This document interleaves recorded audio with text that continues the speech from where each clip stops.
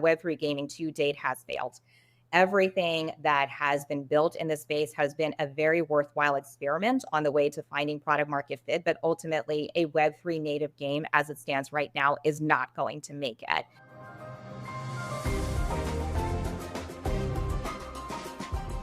We all want to believe in something. In Chinese, belief also means trust. We want to trust our systems and each other so we can build a future beyond what we know. Join us at Consensus Hong Kong, where belief becomes real. How will Web3 consumer apps evolve in 2025? Well, my next guest has 6 predictions on what trends will take off and transform consumer apps from a niche experiment to an innovative force in the gaming world. So please welcome Rebecca Liao. She's the co-founder and CEO at Saga, a Web3 protocol. Welcome, Rebecca. Thanks for joining us. Thanks so much for having me, Christine. It's great to see you. All right, just for context, when you say consumer apps, so what exactly do you mean? What is their importance and context in measuring mainstream adoption? Absolutely. So I come from the Web2 world. I think a lot of entrepreneurs in the crypto space were first trained in traditional technology. And honestly, a lot of the adoption of the most magical technology that we can think of, whether that is search engines that get you any sort of information you want, or social media, or AI that can create transformative experiences that you couldn't have access to before. All of this is directed at consumer at the end of the day. So anyone and everyone should be able to leverage this technology and use it in applications. And that is the marker for mainstream adoption for any sort of technology.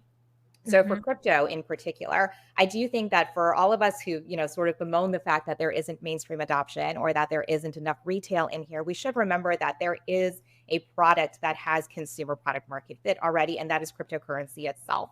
So we have seen that people do like playing with tokens, they like playing with coins, but at the end of the day, there's limited functionality in that. And I think all of us who are building in this space would want deeper connection with the consumer, particularly with the consumer's day-to-day and what they experience for entertainment in order to truly have mainstream adoption. And so we are looking at sectors like gaming, like music, like social, like media, et cetera. So these are the things that we typically think of as more consumer sectors.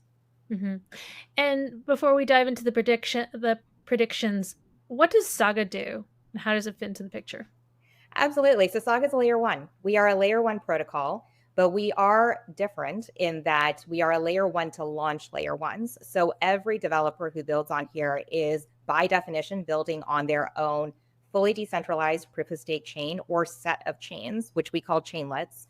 All of these chains speak to one another. And so you can have as many of these as you like, supporting the performance of your application. Given how we are architected, you can tell that we are built for scale. And that's why we talk about delivering infinite horizontal scalability to the market. And this is particularly apt for consumers because when you're talking about consumer, you're talking about user volume. And so you have a lot of users who are expecting really great user experiences, perfect uptime, and seamless transactions. And the only way that you can achieve that is through infinite scalability.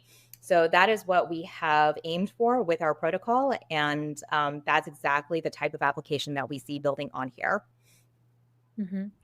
And all right, let's jump into it. When we talk about crypto consumer breakthroughs in 2025, you've got 6 predictions. The first one, and I've heard this all year around artificial intelligence. So yeah, what's going on there? So artificial intelligence and blockchain is something that people have been talking about ever since ChatGPT came out, because it was one of the greatest breakthroughs in technology, particularly on the consumer-facing side in recent memory. I think people had been sort of getting tired of like the next iteration of new media or social media. And we were starting to hear rumblings of machine learning again, but really it was ChatGPT that busted open the door to a new technology revolution. And so crypto wanted a piece of that. And I think early AI blockchain experiments were all sort of, feeling for that product market fit. But I think we've gotten to a point where the vision of AI and blockchain is coming to fruition, and it's all centered around AI agents. So AI agents are non-human AI-based entities that can act in human-like ways. And so these agents can act on your behalf, for instance, as a person, or it can act as just an agent or an entity in its own right, acting in a human-like way and interacting with you as a person. And so you're sort of creating artificial life that is powered by artificial intelligence. Now, it sounds very scary because it's so completely a monumental shift, but that's where blockchain comes in. So when you unleash these agents onto the world, you want to be able to track them. You want to be able to verify them. And honestly, the most interesting things that these agents are doing with one another are in the form of transactions that you want to be able to track, and you want the agents to truly behave in an autonomous way such that they can work with one another without a human in the loop. That's where being on a blockchain ledger is incredibly important. So on Saga, for instance, we are starting to see AI agents launch their own chains. So these are completely AI agent controlled L1s in which there is no human in the loop. And these agents are taking on a life of their own. So not just activity within that L1, but activity to proliferate themselves, so more L1s, and then interactions with agents on other chains as well. You need to be able to track all of this on a blockchain so that the transactions are actually verifiable, and you know that agents are not, quote unquote, going rogue. So we are seeing the marriage of the two. And I think as more and more consumers get into the AI agent game, blockchain will be that much more necessary. Yeah, it is a very scary, Yeah. intimidating world. I wonder, do people even realize that they're just talking to AI agents? Do they even care? And are these AI agents playing toward my preferences, knowing all my data and playing toward, my profile? Yeah, it's a great question. So, a lot of these choices are up to the developers at the end of the day. So, AI agents are software. And so they require a developer to really bring them to life. And so these are the choices that the developer will make. So, what are the data sets they use, for instance, to train the AI agents? What are the sorts of like biases, beliefs, values, et cetera, that the agents will have? And agents are human-like in that you can start off with um, a set of parameters for those items, but ultimately they will develop on their own. So you will grow up, in other words. They will develop into their own personalities, their own value and belief systems. And so it's a new world. I can't promise that Do nothing people will care go. that they're talking to AI agents, or I not? think people, this is the very interesting thing, Christine, that we have noticed in terms of user behavior is that people are more often than not annoyed talking to AI agents. And it's because sometimes, agentic activity, AI dialogue, it's still a work in progress. And Mhm. so when they notice that, oh, like your vocabulary is off or you're not speaking naturally, I know I'm talking to AI. They get Mhm. annoyed, like I want to talk to someone in charge, right? Or I want to talk to an actual human being. Like But the I operator. Yes. exactly, very rarely do people actually feel scared if they're talking to an AI agent that actually is like doing its job properly or being like a good conversation partner. Another prediction of yours: gaming maturity and established titles in Web3. What's going on? Yeah. So what I'm about to say, I'm sure is, a lot of people are not going to be totally happy to hear it, but I think it's about time that a project that is focused a lot on Web3 gaming actually say it, which is that Web3 gaming to date has failed. Everything that has been built in this space has been a very worthwhile experiment on the way to finding product market fit, but ultimately a Web3 native game as it stands right now is not going to make it. And this is a process of just, learning and discovering. So what we found, however, is that it's not that Web3 gaming just has no place at all, or that we shouldn't pursue Web3 in gaming. It's just that everything that has come before that is based on token speculation, that is based on NFT in-game asset speculation, that is not going to work. So we are full on transitioning our focus into wider gaming content and IP and bringing it on chain.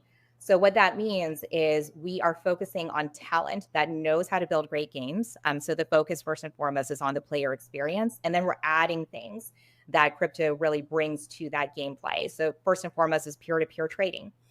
This is something that crypto is very good at, and honestly, it does not exist in gaming, but it's something that gamers want. So let's start there.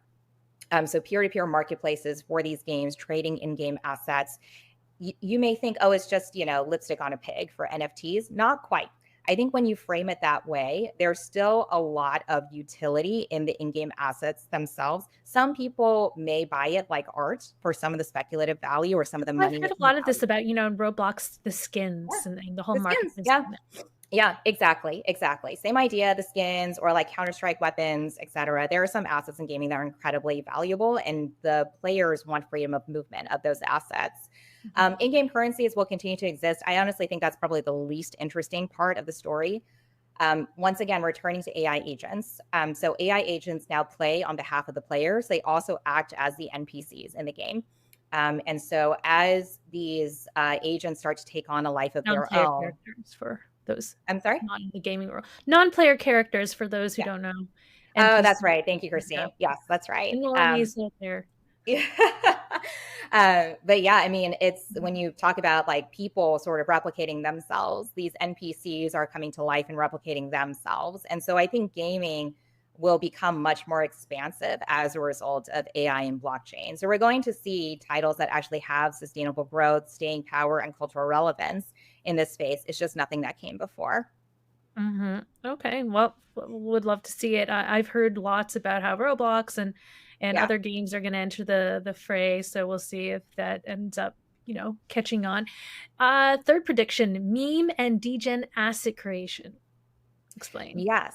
Yeah. So I don't think that people should think, oh, if meme coins are sort of the dominant product of this cycle, then that means that retail will never come in here. Or this is not a product for consumer, anyone who's not a straight up crypto DGen. I don't think that's true. So we're seeing more and more that money is about taking something that a bunch of people agree have value and then imbuing it with value. And that is what meme coins and DGen assets are really all about. It is a category of assets that have value simply because socially, a group of people, community have accepted that it has value. So this is a phenomenon that we in crypto have in common with the greater world. I think that particularly for younger people who are looking to invest or to play with these assets. So I would say like younger millennials, Gen Z for sure, Gen Alpha, they are very comfortable with these kinds of assets. And so I think that the more access that we give and the better the user experience, the more that people will start to take advantage of this particular part of crypto. It's not something that we should shortchange or dismiss. Number 4, sophisticated in-game marketplaces, and maybe here you can explain a bit about the challenges we faced in the past few years versus what we may see in 2025. Absolutely. So in-game marketplaces are they are the sort of thing where you have to solve first and foremost the user experience. So the nightmare for any game developer, same as any application developer, is when a user leaves your app or they leave your game, either because they're bored or they have to do something else in order to actually like continue the user flow within your application. So for game developers up until now, just because of blockchain mechanics, how transactions work, the fact that you had to open up a wallet for everything, you had to leave the gameplay. So, you are about to like, shoot an enemy and you need an additional gun. I mean, if you have to take even 5 seconds to go through all the blockchain transactions to make that happen, you have hopefully talked yourself out of doing this because it is ultimately an impulse buy and a bad idea. Now, this is something that game developers do not want you to realize, right?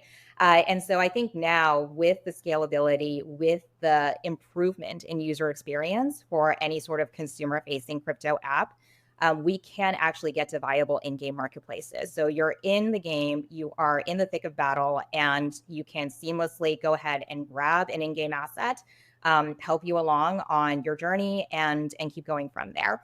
And then as these in-game marketplaces start to proliferate with more and more assets, that's when you create the flywheel.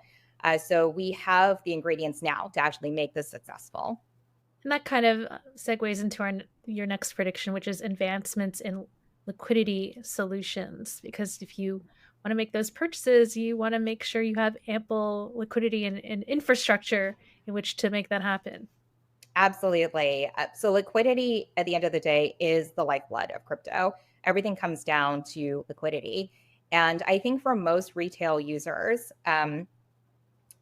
it's incomprehensible why, if you held an ETH token, you couldn't go to everything that was EVM. It's not something that they truly understand, because their normal interactions are just with broader internet, where, yes, it is broken up into networks, but it's completely seamless. Nobody notices that anymore. I think it's only in crypto where people are maxis for certain networks and want to, stay in those particular networks and lock the liquidity in those networks. I think for purposes of getting more users in here, you need to have a solution for liquidity fragmentation. This is something that we realized at Saga, and we've worked very hard on it. And we're coming out with a liquidity integration layer. We just announced Uniswap as our canonical DEX for that liquidity layer. But the purpose is to allow free transfer of assets within Saga, even though it's a natively multi-chain environment, and then in and out of Saga as well to all other ecosystems. So it is, once again, going back to that seamlessness of user experience that we need to achieve in order to actually get to mass adoption. And to round out your predictions, you say there will be catalysts from the post-election environment. And by that, we're seeing an explosion of bullish sentiment in the crypto markets right now because of the Trump administration, the departure of Gary Gensler, and the incoming of a SEC chair who may be a little crypto friendly. We'll see. It's yet to happen. So I see you believe in many of these catalysts with the new administration, and I guess you can explain a bit of that. But as well, I'm curious if there was a chilling effect in Web3 gaming development from Gensler's SEC chair Gary Gensler's tenure, and you see that thawing away. Absolutely. So it comes down to usability at the end of the day. And I mean, this is a theme that I've kept repeating today, but I'll give you a very concrete example. So I think for every single project that builds in crypto, whenever we do anything that is community wide, so an airdrop, for instance, almost all of us exclude the US. So our products are geogated, in other words. So people who are in the US and also, some other countries around the world that are not crypto friendly, those locations are excluded from participation in crypto. And sure, like it's an open secret that people will use VPNs and whatnot to try to get in. The projects do their best to prevent that. But there are so many hoops that you have to jump through. And I think the most important thing for regulation in the US, the biggest change that will actually have an impact in the space, is not just having an SEC chair who might be more reasonable when it comes to crypto regulation, or having a Treasury Department, for instance, that is more reasonable, or an IRS or a CFTC, et cetera. So it's not just black letter law or approach to enforcement. It's also the fact that we actually have people in government now who understand everything that I just said. Why is it important that people in the US are not geogated from participating in crypto products? What does geogating even mean, et cetera? And so understanding the nuts and bolts of what goes into crypto products, the dynamics of the industry, having someone in government where that just doesn't, eat up 6 months to a year of lobbying time to explain, that is incredibly important. So I think the bullish sentiment is from the fact that we will get better substantive concrete regulation in this space, but also we just have people in government now who understand the problem. Yeah, a culture that embraces innovation. All right. Exactly. Rebecca, thank you so much. You can read the full article, 6 predictions for how Web3 consumer apps will finally break out in 2025 on CoinDesk.com. Rebecca, thanks for joining us.